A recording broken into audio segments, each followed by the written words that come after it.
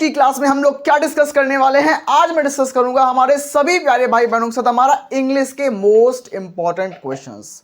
तो इंग्लिश का जो डर आप लोगों को लग रहा था कि क्वेश्चंस कौन से तैयार करें, तो मैं आपको चैप्टर वाइज इंग्लिश के क्वेश्चन आंसर्स कराऊंगा।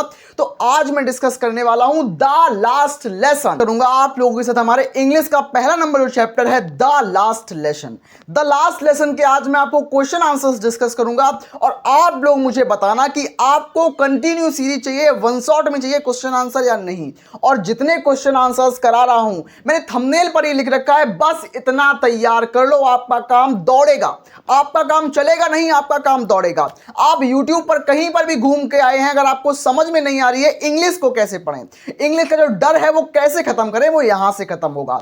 आपको मैं सिखाऊंगा VVIMP, very very important questions, और ऐसे प्रश्न आपके साथ डिस्कस करूंगा जो 2026 में छपने वाले हैं। आइए बिल्कुल डिस्कस करूंगा, बिल्कुल हिंदी में एक एक अर्थ को समझाते हुए आपके साथ मैं डिस्कस करूंगा। हमारा पहला नंबर जो प्रश्न होगा वो क्या बोल रहा है कि what had been put on the bulletin board. What had been put on the bulletin board? तो इसमें क्या है मेरे पास कि इसमें इसकी हिंदी क्या होगी कि सूचना पट्ट पर क्या सूचना लगाई गई थी। मतलब बुलेटिन बोर्ड जो होता है वो एक तरीके का सूचना पट्ट होता है। आपने स्कूल्स में देखा होगा कि स्कूल के बाहर एक बोर्ड लगा होता है जिसमें सभी सूचनाएं लिखी जाती हैं, तो उसको बोलते हैं सूचना पट्ट या बुलेटिन बोर्ड, सिंपल तरीके से। तो बुलेटिन बोर्ड पर क्या सूचना लगाई गई थी, 2026 में छपने वाला क्वेश्चन है। तो आपको क्या लिखना है आंसर, आपको आंसर लिखना है an order that had come from the Berlin. क्या लिखना है, an order that had come from Berlin. Berlin क्या होता है मैं आपको बता दूं, बर्लिन क्या होता है, बर्लिन जो है वो हमारी कैपिटल है जर्मनी की। ये बात तब की है जब जर्मनी और फ्रांस के बीच में लड़ाई हो रही थी, वॉर हो रही थी। बहुत पुरानी बात है, जब जर्मनी और फ्रांस के बीच में लड़ाई हो रही थी जिसमें जर्मनी ने जीत हासिल कर ली फ्रांस के ऊपर। और जर्मनी ने क्या बोला कि फ्रांस में जो फ्रांसीसी भाषा पढ़ाई जाती है उसको फ्रांसीसी भाषा ना पढ़ाकर वहां पर जर्मन भाषा पढ़ाई जाएगी। मतलब वहां पर उनकी खुद की भाषा को बंद किया जाएगा और जर्मनी की भाषा वहां पर पढ़ाई जाएगी, क्योंकि जर्मनी ने कब्जा कर लिया था फ्रांस के ऊपर। तो वही है, तो जर्मनी की राजधानी है बर्लिन। जैसे कि हमारी इंडिया की राजधानी कहाँ है, नई दिल्ली, तो वैसे ही हमारी जर्मनी की राजधानी हमारी बर्लिन है। तो बर्लिन से ऑर्डर आया था, क्या ऑर्डर आया था, had been put on the bulletin board. जो जर्मनी से ऑर्डर आया था, जो बर्लिन से ऑर्डर आया था, वो बुलेटिन बोर्ड पर लिखा हुआ था, अंकित हुआ था। क्या ऑर्डर था वही हम बता रहे हैं। The order was the next day to teach only German in the schools of Alsace and Lorraine. इसका मतलब क्या है, द ऑर्डर जो आदेश आया था, वॉज वो क्या था, वो था कि द नेक्स्ट डे, मतलब अगले दिन से। जो ऑर्डर आया था उसमें क्या था कि अगले दिन से, द नेक्स्ट डे का मतलब अगले दिन से, टू टीच ओनली जर्मन, मतलब स्कूल्स में केवल जर्मन सिखाई जाएगी। टू टीच ओनली जर्मन, केवल जर्मन भाषा सिखाई जाएगी। इन द स्कूल्स ऑफ, किस स्कूलों में, in the school of Alsace and Lawrence, in the school of Alsace and Lorraine. मतलब अब अल्सास और लॉरेंस में केवल और केवल जर्मन भाषा सिखाई जाएगी। ये ऑर्डर आया था कहां से, बर्लिन से, मतलब जर्मनी से ऑर्डर आया था। इसमें अल्सास और लॉरेंस क्या है मैं आपको बता दूं कि अल्सास और लॉरेंस जो है वो दो डिस्ट्रिक्ट हैं, ये दो डिस्ट्रिक्ट होते हैं, ये दो जिले होते हैं हमारे फ्रांस के। जैसे कि हमारे इंडिया में बहुत सारी कैपिटल्स हैं, उनके अंदर बहुत सारे राज्य हैं और राज्य में बहुत सारे जिले होते हैं, तो वही दो जिले हैं हमारे फ्रांस के जिले हैं, अल्सास और लॉरेंस, जहां पर जर्मनी ने कब्जा कर लिया है, ये बताया जा रहा है। ठीक है, तो इसमें हमारा नेक्स्ट लाइन क्या है कि the new teacher of Germany would join the school from the following day. इसका मतलब क्या है, जो नया टीचर है, अब जर्मन भाषा पढ़ाई जाएगी तो जर्मनी से नए टीचर आएंगे, जो नए टीचर आएंगे, the new teacher of German language would join the school from the following day. मतलब जो जर्मन टीचर आएंगे स्कूल में वो कल से, कल मतलब आने वाले कल से वो स्कूल को ज्वाइन कर लेंगे और वो बिल्कुल जर्मन भाषा में पढ़ाएंगे। तो ये जो सूचना थी कि फ्रांस में फ्रांसीसी भाषा ना पढ़ाकर जर्मन भाषा पढ़ाई जाएगी, ये बर्लिन से ऑर्डर आया था और इसी को सूचना पट्ट पर, उस जो सूचना पट्ट है जो बुलेटिन बोर्ड पर, इसी चीज को लिखा गया था। तो वही क्वेश्चन में बोला गया था कि सूचना पट्ट पर क्या सूचना लगाई गई थी। तो ये बेहतरीन सी सूचना लगाई गई थी, एकदम से झकझोर देने वाली सूचना लगाई गई थी, यही थी सूचना। तो अब मैं बात करूंगा हमारे सेकेंड नंबर क्वेश्चन की तरफ, जो कि इस चैप्टर का मोस्ट इंपॉर्टेंट क्वेश्चन होने वाला है। तो हाँ मेरे भाई बहन, अब मैं डिस्कस करूंगा हमारा सेकंड नंबर का VVIMP क्वेश्चन, और ये भी बोर्ड 2026 में आने की दम रखता है, ताकत रखता है। तो आइए डिस्कस करते हैं इस क्वेश्चन को बहुत बेहतरीन तरीके से और बहुत बिंदास तरीके से डिस्कस करते हैं। क्वेश्चन नंबर 2 हमसे क्या बोल रहा है कि why did Franz praise of M Hamel and his family. तो क्या है कि फ्रांस ने एम हेमिल और उनके परिवार की प्रशंसा क्यों की। क्या क्वेश्चन बोल रहा है कि वाई डिड फ्रांस प्रेज का मतलब होता है बड़ाई करना, प्रशंसा करना, किसी की बड़ाई करना, प्रशंसा करना, प्रेज का मतलब है। Of M Hamel and his family, जो फ्रांस था, जो लड़का था, जो 13-14 साल का एक स्कूल बॉय था, उसने अपने टीचर फ्रांस की बड़ाइयां क्यों की, प्रशंसा क्यों की, इसका आंसर हमें देना है और बहुत बेहतरीन तरीके से देना है। अपने इस आंसर को आप तैयार कर लो, नोट डाउन कर लो। अगर आपसे नोट डाउन नहीं हो रहा तो मैं आपको इसका एक बेहतरीन सॉल्यूशन दूंगा। मैं आपको इंग्लिश के भी नोट्स प्रोवाइड करूंगा, तो उसकी चिंता मत करना। मैं कोशिश करूंगा कि आपको physics, chemistry, biology, Hindi, English 5 subject के नोट्स प्रोवाइड करूं, ठीक है। तो आप अब इस क्वेश्चन का आंसर देखते हैं। तो क्या लिखा है कि M Hamel and his family had to leave the country next day. तो एम हेमिल और उनकी जो परिवार था, उनको अगले दिन पूरा देश छोड़ के जाना था। क्यों जाना था? क्योंकि जो हमारा जो अल्सास और लॉरेंस है, वहां पर जर्मनी का कब्जा हो गया था और जर्मनी ने बोला कि वहां पर अब फ्रांसीसी भाषा नहीं सिखाई जाएगी, वहां पर जर्मन भाषा सिखाई जाएगी, इसलिए जर्मनी से नया टीचर आएगा। अब एम हेमिल तो फ्रांसीसी पढ़ाते थे, तो एम हेमिल का यहां पर कोई काम नहीं था। एम हेमिल को अब पूरा देश छोड़कर बाहर निकलना था, एब्रॉड जाना था, बाहर जाना था, मतलब विदेश शिफ्ट होना चाहिए इनको। तो क्या है कि M Hamel and his family had to leave the country next day, और उनके पूरे परिवार को अगले दिन यहां से देश छोड़ के जाना है। उसके बाद क्या लिखा है, even he taught everything according to the time table and great patience. तो फ्रांस ने इनकी प्रशंसा क्यों की? उसको बहुत दुख हो रहा था क्योंकि उसके टीचर जो थे एम हेमिल, वो पूरा देश छोड़कर उनको जाने वाले थे। और दूसरी बात, जो एम हेमिल पढ़ाते थे बिल्कुल टाइम टेबल के अकॉर्डिंग पढ़ाते थे और बहुत धैर्य के साथ पढ़ाते थे, एक एक बच्चे पर कड़ी नजर रखते थे। जैसे कि मैं अपने हर एक भाई बहन पर नजर रखता हूं कि मेरा छोटा भाई बहन क्या कर रहा है, क्या वो पढ़ाई में मन लगा रहा है या नहीं। अगर लगाएगा तो मैं बहुत आराम से उसको समझाऊंगा, नहीं लगाएगा तो मैं उसको हल्का सा डांट के भी समझाऊंगा, क्योंकि ये मेरी जिम्मेदारी है आपको 90+ दिलाना। तो वही हमारे एम हेमिल जी कर रहे थे। यहां पर उन्होंने बहुत ग्रेट पेशेंस के साथ, बहुत महान धैर्य के साथ ये बच्चों को पढ़ाते थे, अपने क्लास की जो भी स्टूडेंट्स थे उनको पढ़ाते थे। उसके बाद क्या लिखा है कि it must have broken his heart. और जब ये ऑर्डर आया था कि एम हेमिल को देश छोड़कर जाना है, तो एम हेमिल का जो दिल था वो टूट गया था। It must have broken his heart to leave his house, to leave his house, to leave his garden, to leave his school. क्यों उनका हार्ट टूट गया था? क्योंकि उनको अपना स्कूल छोड़ना था। उन्होंने अपने घर के पास एक बगीचा लगा रखा था, उनको अपना बगीचा छोड़ना था। उनको अपने स्कूल से बहुत प्रेम था, उनका स्कूल उनको छोड़ना था, और स्कूल में बहुत सारे बच्चे पढ़ रहे थे उनको छोड़ना था। तो इसलिए उनका बहुत दिल टूट गया था, उनका जो हार्ट था वो ब्रोक हो गया था। तो उनको लीव करना था, अपना घर छोड़ना था, अपना गार्डन छोड़ना था, अपना स्कूल छोड़ना था। इसलिए एम हेमिल बहुत ज़्यादा डिप्रेस्ड हो गए थे। उसके बाद क्या था कि where he passed his 40 years of life, और इन्होंने यहाँ पर अल्सास और लॉरेंस के स्कूल में इन्होंने 40 साल अपनी सेवाएं दी, 40 साल इन्होंने पढ़ाया। तो आप सोचो, अपने दिमाग में खुद सोचो कि ऐसा व्यक्ति जो 40 वर्षों से लगातार एक ही जगह पर रह रहा है और बच्चों को बहुत अच्छी शिक्षा दे रहा है, और उससे बोला जाता है उसने कुछ गलती नहीं की, निर्दोष ही उसको बोला जा रहा है कि आपको देश छोड़कर जाना पड़ेगा और आप इस देश में नहीं रह सकते, आपको देश छोड़कर जाना पड़ेगा, आपको अपना घर द्वार छोड़ना पड़ेगा, आपको अपने समाज छोड़ना पड़ेगा। तो कैसा लगेगा? तो बिल्कुल वैसा ही एम हेमिल को लग रहा था उस टाइम। तो आप इस क्वेश्चन को बहुत इमोशनली ले सकते हो। कहानी बहुत इमोशनल है, कहानी बहुत समझाने लायक कहानी है और झकझोरने वाली कहानी है।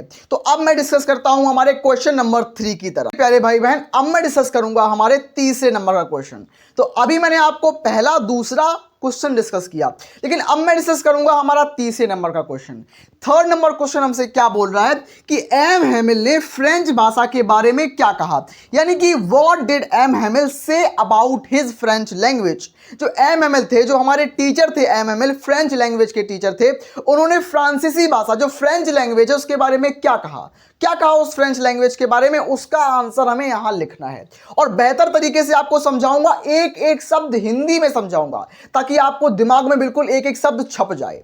तो क्या क्वेश्चन बोल रहा है कि what did M Hamel, what did M Hamel से का मतलब होता है कहना, अबाउट मतलब बारे में, हिज मतलब अपनी, फ्रेंच लैंग्वेज मतलब एम हैमिल ने अपनी फ्रेंच लैंग्वेज के बारे में क्या कहा था।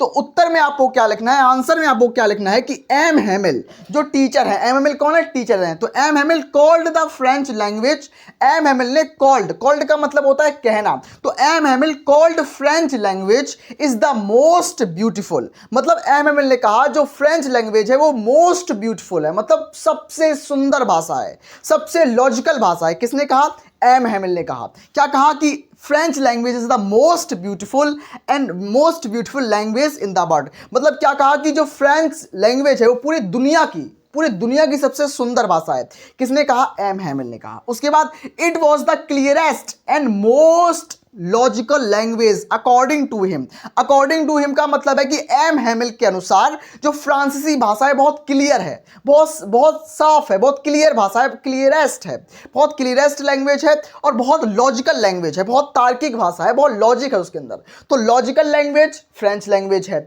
उसके अलावा मेरी जो क्लियर लैंग्वेज है फ्रेंच लैंग्वेज है, ब्यूटीफुल लैंग्वेज फ्रेंच लैंग्वेज। तो language is the centre one's identity, जो लैंग्वेज होता है, जो हमारी भाषा होती है, वो किसी भी व्यक्ति के पहचान का आधार होती है। हमारी भाषा ही हमें पहचान दिलाती है। तो सबसे बड़ी चीज हमारी भाषा है, जो हमें अपनी भाषा पर गर्व होना चाहिए, हमें अपनी हिंदी पर गर्व, भाई हम लोग हिंदी भाषी हैं, हमें हिंदी पर अपने अभिमान होना चाहिए। ऐसा नहीं कि हमें इंग्लिश नहीं आनी चाहिए, इंग्लिश भी इंपॉर्टेंट है, इंग्लिश को भी सीखो, लेकिन हमें ऐसा नहीं होना चाहिए कि हिंदी पर हमें बहुत नीचा फील हो रहा है, ऐसा नहीं है। हिंदी भी हमारी भाषा है, हमारी मातृभाषा का हम सम्मान करेंगे, ये हमें प्रण करना चाहिए। उसके बाद क्या है, उसके बाद करना है कि he wanted to peoples to guard it, मतलब जो एम हैमिल हैं वो चाहते हैं लोगों से कि अपनी फ्रांसीसी भाषा को, अपनी फ्रेंच लैंग्वेज को, उसकी रक्षा करो, उसकी गार्ड करो उसको, ठीक है। उसके बाद अमॉन्ग देमसेल्व्स, और उसको अपने बीच में हमेशा रखो। भले ही जर्मनी से ऑर्डर आ गया है कि यहां पर अब जर्मन भाषा सिखाई जाएगी, लेकिन अपने बीच में हमेशा अपनी फ्रांसीसी भाषा को रखो, उसको याद रखो हमेशा। एंड नेवर फॉरगेट इट, और इसको कभी मत भूलना। किसको, अपनी फ्रेंच लैंग्वेज को। ये किसने बोला, ये बोला था हमारे एम हैमिल जो टीचर हैं फ्रांसीसी भाषा के, ठीक है। तो आज का जो क्वेश्चन है आपको 3rd नंबर क्वेश्चन समझ में आया होगा। अब मैं बढ़ता हूं हमारे 4th नंबर क्वेश्चन की तरफ। हाँ मेरे प्यारे भाई बहन, अब मैं डिस्कस करूंगा हमारा 4th नंबर का क्वेश्चन, जो कि बहुत ज्यादा बेहतरीन होने वाला है और आपको बेहतरीन तरीके से इसका मैं आपको उत्तर दूंगा। क्वेश्चन हमसे क्या बोल रहा है, हमारा 4था नंबर क्वेश्चन क्या बोल रहा है कि what tempt friends to run away from school, मतलब ऐसी क्या चीजें थी जिसने फ्रेंच को आकर्षित किया अपनी तरफ कि वो स्कूल ना जाए। मतलब जब फ्रेंच सुबह लेट उठा था तो उसने स्कूल जाने का मन बनाया, लेकिन जब वो बाहर गया तो उसको बाहर जाने पर उसको कुछ ऐसी चीजें थी जिनको आकर्षित किया फ्रेंड्स को, ताकि वो स्कूल ना जा पाए। तो वो चीजें कौन सी थी, हमें ये बताना है। क्या लिखा है कि व्हाट टेम्प्ट, मतलब क्या चीजें थी जिसने उसको टेम्प्ट किया। टेम्प्ट का मतलब होता है आकर्षित करना, अपनी तरफ ध्यान को खींचना। Tempt friends to run away from the school, school से भाग कर वो वहां पर चला जाए जो उसको आकर्षित कर रही है। वो क्या चीजें हैं, आंसर में आपको क्या लिखना है कि it was so warm and bright, जो दिन है वो कैसा है, जो दिन है बहुत ज्यादा चमकीला है, बहुत गर्म दिन है। यूजुअली क्या होता है, वहां पर ठंडी पड़ती है तो ठंड का मौसम ज्यादा रहता है, सूरज हल्का सा डिम रहता है। लेकिन उस दिन क्या हुआ था, उस दिन बहुत गर्म था, बहुत ज्यादा चमकीला दिन था, उस दिन बहुत सुहावना मौसम था, प्लीजेंट वेदर था उस दिन का। क्या था कि the birds were chirping at the edge of woods, the birds were मतलब जो चिड़ियां थी वो चहचहा रही थी जंगल के किनारों पर। पहली चीज इसको ये आकर्षित कर रही थी क्या कि दिन बहुत सुहावना था, बहुत गर्म और चमकीला था। आसपास जो जंगल है, जंगल में चिड़ियां चहचहा रही थी, चिड़िया के चहचहाने की आवाज आ रही थी। दूसरी चीज, the open field and the open field Prussian soldiers were drilling, और जो खुली फील्ड है, जो हमारी ओपन फील्ड है, ओपन फील्ड का मतलब खुले मैदान जो है, वहां पर प्रोसियन सोल्जर्स जो थे वो ड्रिलिंग कर रहे थे। प्रोसियन सोल्जर्स का मतलब क्या होता है कि जर्मनी के जो सोल्जर्स थे, जो सैनिक थे, वो एक्सरसाइज कर रहे थे। ड्रिलिंग का मतलब होता है एक्सरसाइज करना, योगा या व्यायाम करना, ड्रिलिंग कर रहे थे तो एक्सरसाइज कर रहे थे। उसके बाद these 3 things were, tempting him. Tempting का मतलब क्या होता है, उसको आकर्षित किया। कौन कौन सी 3 चीजों ने? पहली जो चिड़िया चहचहा रही थी, दिन बहुत गर्म था, उसके साथ साथ यहां पर जो चिड़िया बहुत बड़े तरीके से चहचहा रही थी, और जो प्रूसियन सोल्जर्स थे वो एक्सरसाइज कर रहे थे। ये चीजें उसको अपनी तरफ आकर्षित कर रही थी, और उसको लगता था कि स्कूल जाने से बढ़िया है मैं इन सब चीजों को देखूं, ये बहुत अच्छी चीजें लग रही हैं उसको। तो ये सब जो उसको टेम्पटिंग कर रही हैं, अपनी ओर आकर्षित कर रही हैं। बट अकॉर्डिंग टू हिम, उसके अनुसार क्या है कि it is more tempting than the rules of participles and it is more important than the school of Alsace and Lorraine. मतलब उसको लगता है कि ये बहुत ज्यादा टेम्पटिंग है, बहुत आकर्षक है, बहुत आनंददायक है। किससे? अगर मैं स्कूल की बात करूं, स्कूल में उसको बोरिंग फील होता था, तो स्कूल से ये सब चीजें बहुत अच्छी हैं। क्या चीजें? यही चिड़ियों की चहचहाने की आवाज, उसके अलावा जो प्रूसियन सोल्जर ड्रिलिंग कर रहे हैं, और मौसम बहुत सुहावना है, तो ये सब चीजें उसको अपनी ओर आकर्षित कर रही हैं, ये सब चीजें। तो ये पूरा जो क्वेश्चन है वो फिनिश हुआ। आप इस क्वेश्चन को तैयार कर लेना, बहुत बेहतरीन तरीके से मैंने आपको सिखाया। अब मैं बात करूंगा हमारे 5वें नंबर प्रश्न की तरफ। बहन, अब मैं डिस्कस करूंगा हमारा 5th नंबर का VVIMP क्वेश्चन, और ये सारे प्रश्न जो आपको मैं करा रहा हूं, ये हमारे फर्स्ट चैप्टर के क्वेश्चन है, द लास्ट लेसन के क्वेश्चन हैं, और आपको बिल्कुल टिप पे तैयार करने हैं, एक भी क्वेश्चन को स्किप नहीं करना है। तो आइए डिस्कस करते हैं हमारा 5वां नंबर का बेहतरीन क्वेश्चन। क्या बोल रहा है हमसे कि why were the elders sitting on the classroom. जो इसमें पूछा गया है, जो लास्ट लेसन में जो एल्डर्स हैं, एल्डर्स का मतलब बड़े बुजुर्ग जो हैं, वो क्लासरूम में लास्ट बेंच पर क्यों बैठे हुए थे। अक्सर वो बेंचें खाली पड़ी रहती थी, लेकिन उस दिन द लास्ट डे के दिन वो सारे जो एल्डर्स थे गांव के, वो उस बेंच पर बैठे हुए थे। तो ऐसा क्यों, कारण उसका बताना है हमें। बहुत आसान तरीके से इसका उत्तर लिखना है। तो क्या लिखना है कि एम हेमिल कौन है, मैं आपको बता चुका हूं। M Hamel the teacher, the French language के टीचर हैं। जो एम हेमिल है वो 40 वर्षों तक उन्होंने फ्रेंच लैंग्वेज की सेवा दी है, फ्रेंच लैंग्वेज पढ़ाई है। उसके बाद लिखना है M Hamel had to leave after 40 years of faithful service.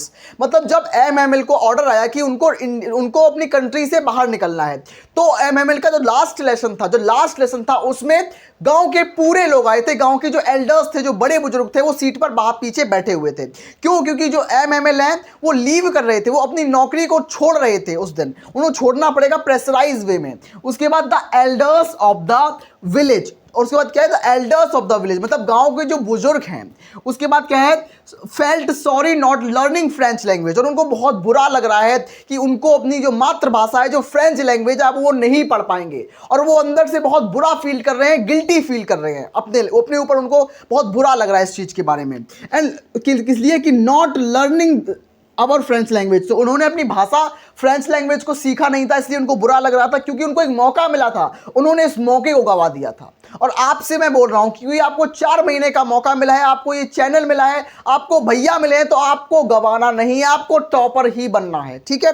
तो क्या करना है कि so their presence in the classroom, इसलिए वो कक्षा में बैठे हुए थे। To express their respect and gratitude, मतलब वो कक्षा में इसलिए बैठे थे कि अपनी रिस्पेक्ट, अपना सम्मान अदा कर सकें, और अपना ग्रेटिट्यूड, अपनी कृतज्ञता उनके सामने जाहिर कर सकें। तो उसमें क्या लिखना है कि to express their respect and gratitude towards him.